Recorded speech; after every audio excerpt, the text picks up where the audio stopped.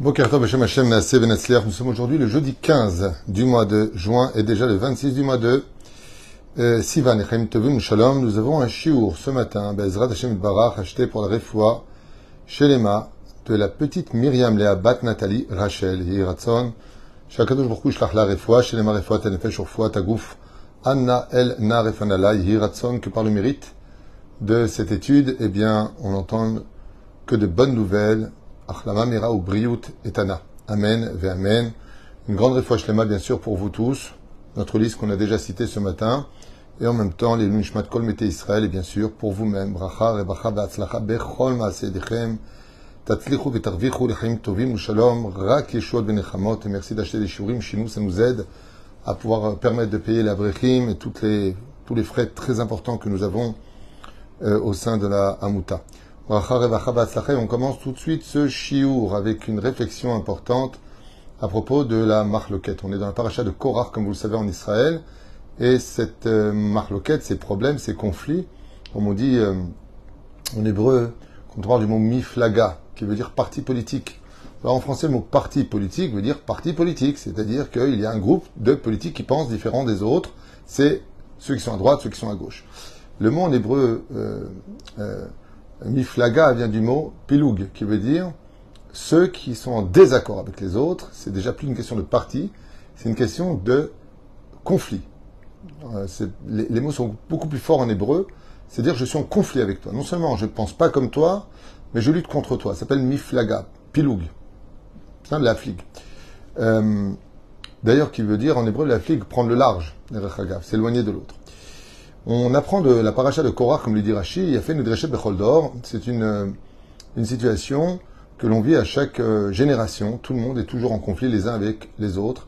Et on oublie très souvent que la marloquette, même si elle est positive quand elle est les Shem Shamaim, quand elle est faite au nom de la construction et quand elle est faite au nom de la recherche de la vérité, eh bien, elle peut être positive.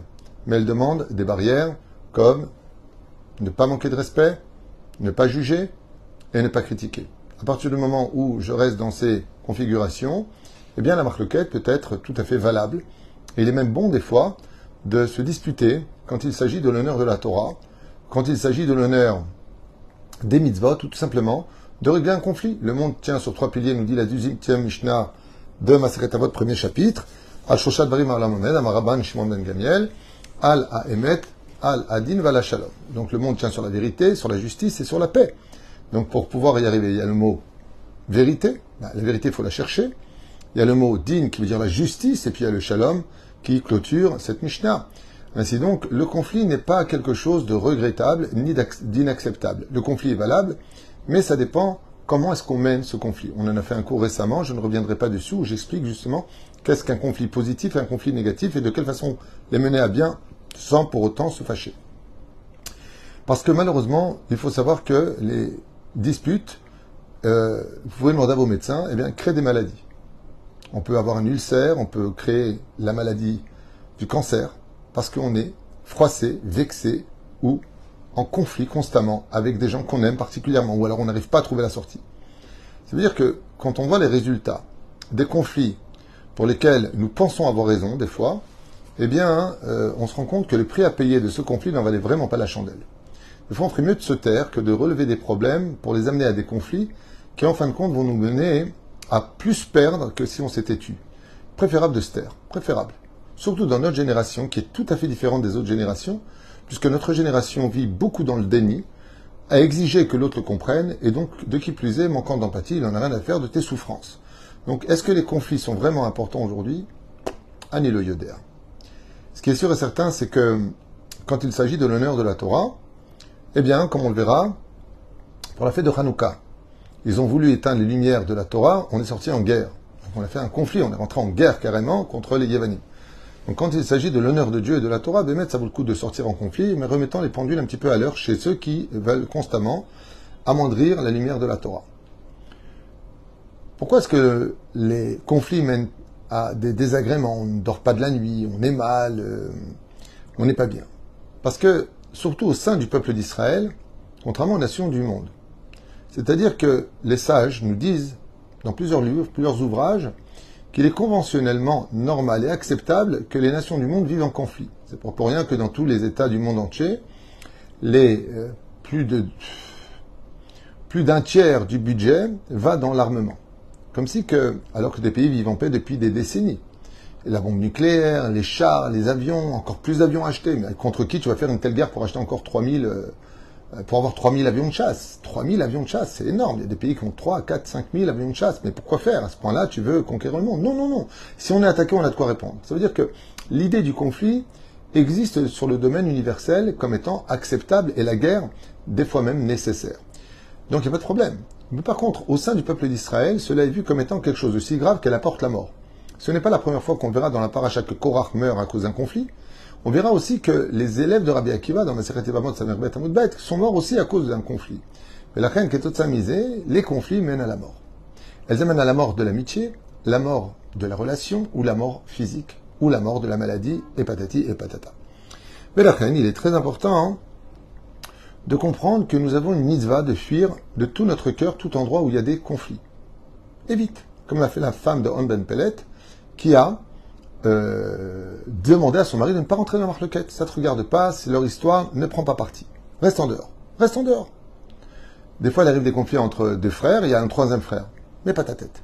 Lama, c'est compliqué. Il y a le pire. Il y a ceux qui vont provoquer des marloquettes chez les autres. Et ça, c'est la pire des choses. C'est pour ça que Korach meurt. Non seulement il vient faire conflit à Moshe Rabbeinu, il vient faire une guerre idéologique à Moshe Rabbeinu, mais en plus, il prend du monde avec lui. Et vous verrez que très souvent, les gens très malhonnêtes ne se suffisent pas à faire des problèmes, ils ont besoin de chercher d'autres personnes pour les emmener dans leur Gehinam avec eux.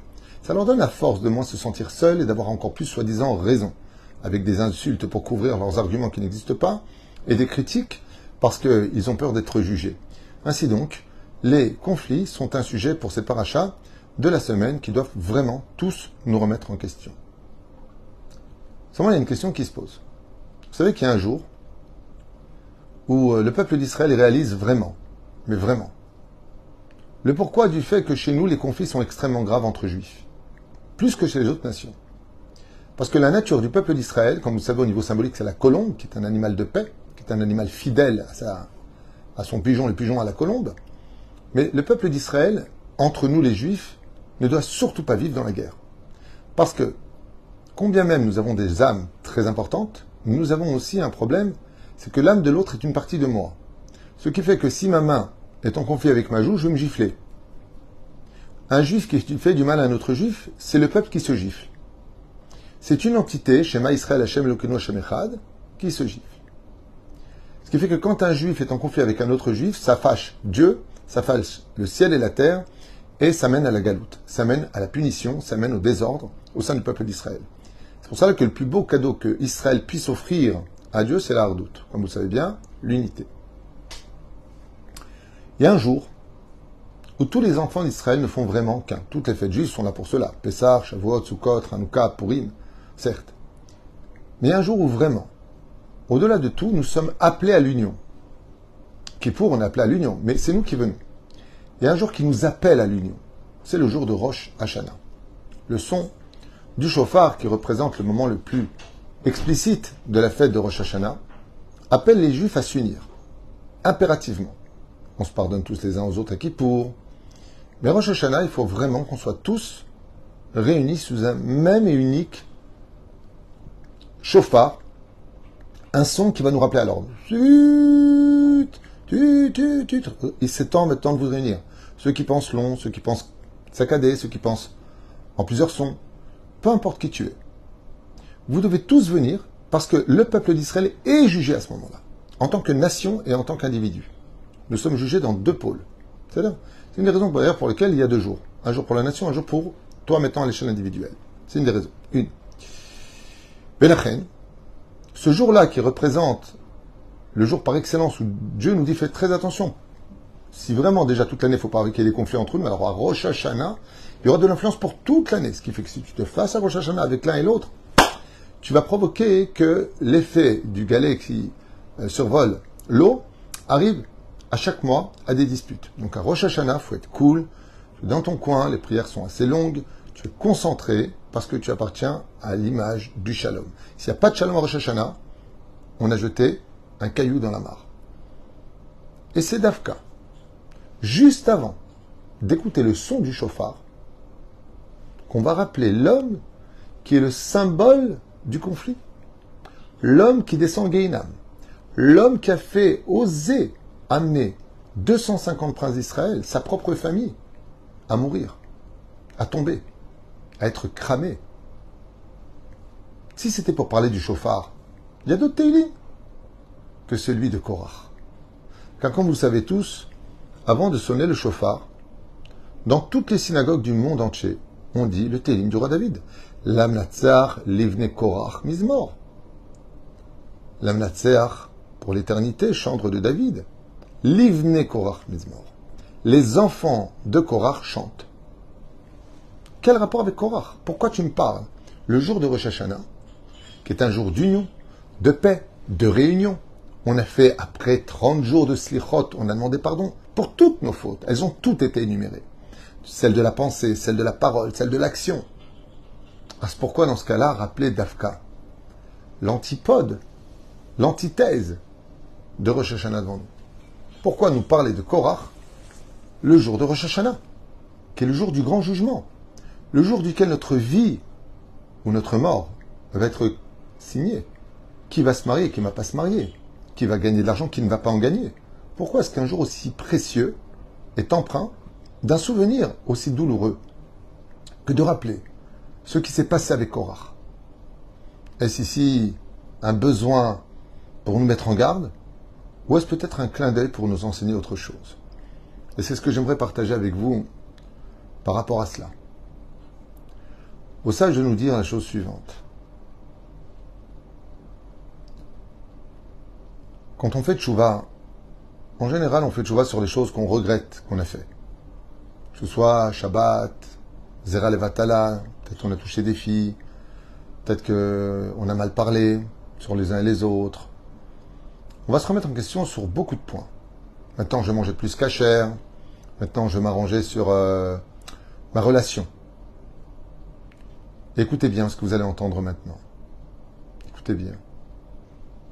À la veille de Rosh Hashanah, on a l'habitude de s'appeler. Et on va essayer de faire la paix avec tout le monde. Il y en a qui le font la veille de Rosh Hashanah, il y en a qui la font la veille de Kippour. On va s'appeler. On va se demander pardon. Regarde, c'est la veille de Kippour, c'est la veille de Rosh Hashanah. Ça suffit avec tous ces conflits. Et on s'embrasse. On fait la paix. On se tend la main. Très bien. Est-ce que ça suffit d'après vous? Non.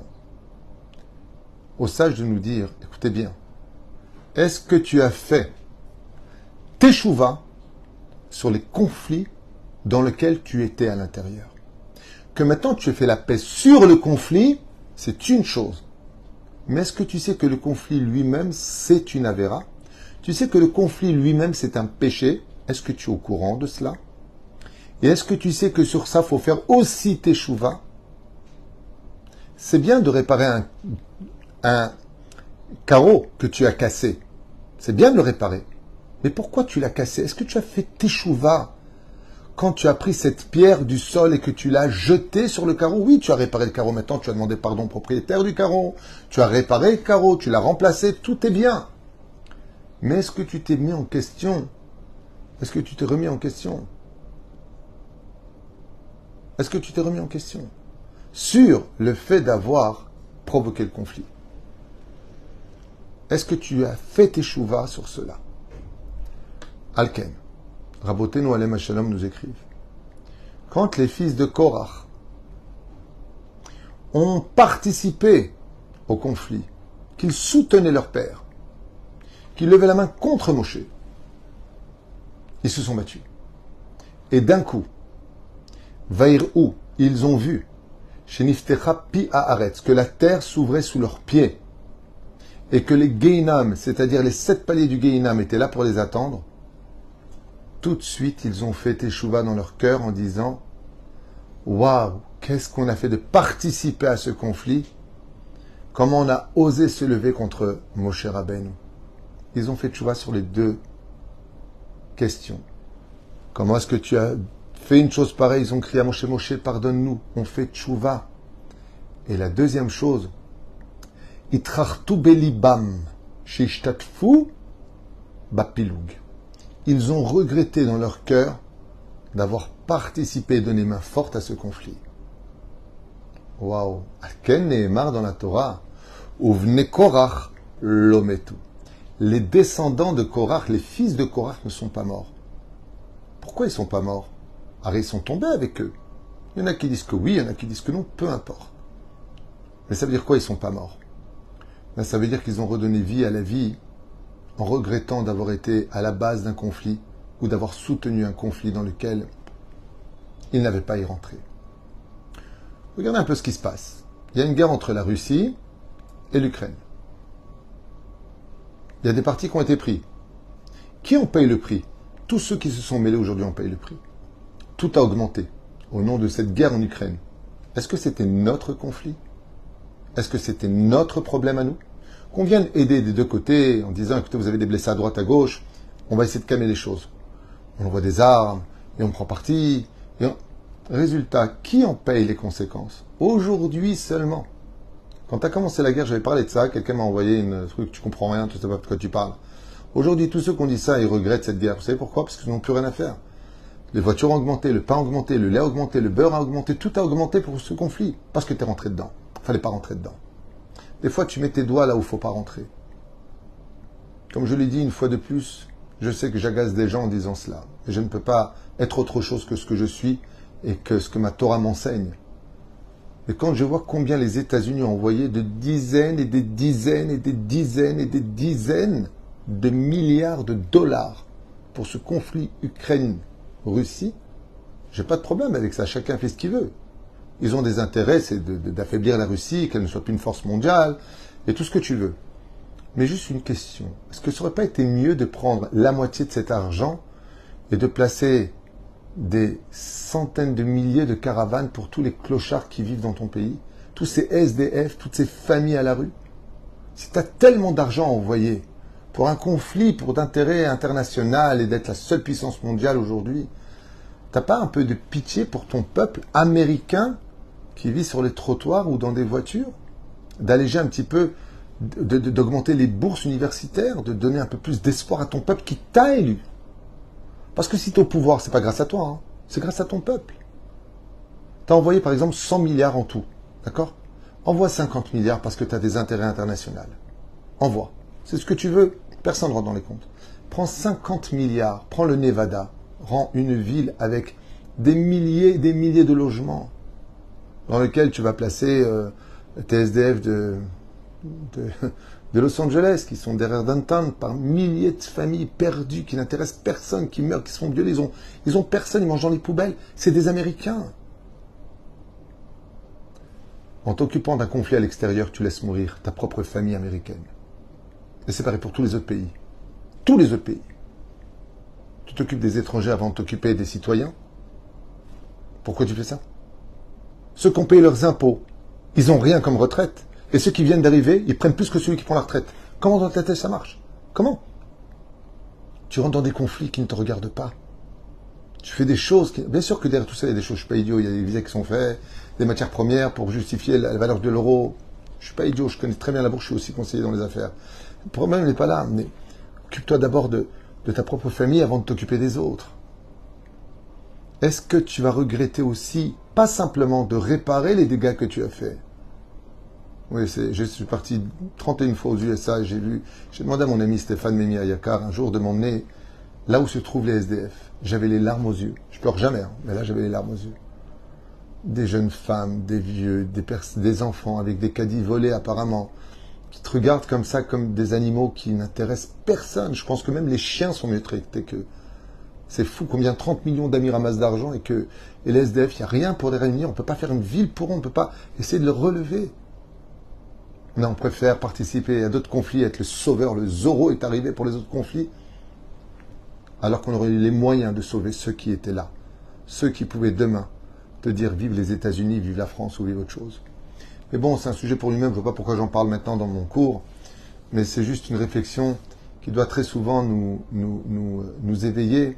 Cette extraordinaire explication de Chazal, entre autres du Rav Yonah Metzger à Emet, qui en parle aussi, ce que j'ai retrouvé aussi dans un de ses enseignements, et qui dit tout simplement que la teshuva n'existe pas dans le fait de faire simplement la paix. Il faut regretter aussi d'avoir provoqué la guerre, qui aujourd'hui me fait te demander pardon. Savoir demander pardon, c'est une chose pour réparer le carreau. Mais si tu ne te remets pas en question sur la racine qui est ressortie de toi, pourquoi tu as pris cette pierre et jeté le carreau? Pourquoi tu as besoin d'entrer dans les conflits? Pourquoi il faut toujours que tu parles des uns et des autres? Pourquoi il faut toujours que tu juges tout le monde? Pourquoi il faut toujours que tu te la ramènes en train de remettre tout le monde à sa place pour avoir l'impression d'exister à travers des conflits parce qu'on t'avait tellement oublié que maintenant tu deviens la star, en réalité, d'un enfer qui va s'ouvrir sous tes pieds. Fuis les conflits. Prends sur toi. Azov. Parce que même là-dessus, il faudra faire teshuva. L'amnatzach livne korach mizmor. Ils se sont mis à chanter en l'honneur de Dieu. Et c'est pour cela que le jour de Rosh Hashanah, où tous les enfants d'Israël tremblent sous le talit, parce qu'ils savent qu'à ce moment-là, le moment du chauffard, on est tous pardonnés. Qu'est-ce que Dieu regarde à ce moment-là? Écoutez bien ce secret. Il ne regarde pas simplement de nous pardonner les fautes qu'on a faites. Il atténue les dynimes. Il essaie de comprendre psychologiquement pourquoi on en est arrivé là. Combien de choses on a eu autour de nous qui nous ont fait tomber. La racine du problème, le pourquoi du problème. Et non pas comment régler le problème. Et ça, on le vit grâce à la paracha de Korah. Que chacun de nous nous posons bien la question. Voilà Korah, t'avais tout, t'es venu dans un conflit, t'as tout perdu, t'es en enfer jusqu'à aujourd'hui, qu'est-ce que tu as gagné? Réfléchis bien à tout ça. Cause égale effet, effet égale réflexion, réflexion égale remettons en question, pas simplement sur la faute. Mais si tu veux continuer à chanter en l'honneur de Dieu, arrête d'être toujours l'investigateur de nouveaux conflits, à réveiller tellement de problèmes, qu'on n'oublie jamais, chers amis, qu'avec un tronc d'arbre, on peut faire des millions d'allumettes, et qu'il faut juste une allumette pour mettre le feu à toute une forêt. Qu'on n'oublie jamais qu'un seul mot de notre part peut mettre le feu à toute une famille, des conflits qui n'en finissent pas. Au lieu de trouver des solutions, on ferait mieux tant qu'on ne les a pas trouvées de demander à plus sage que soi, ou de garder le silence. Parce que si tu ouvres ta bouche, la terre sous tes pieds aussi s'ouvrira.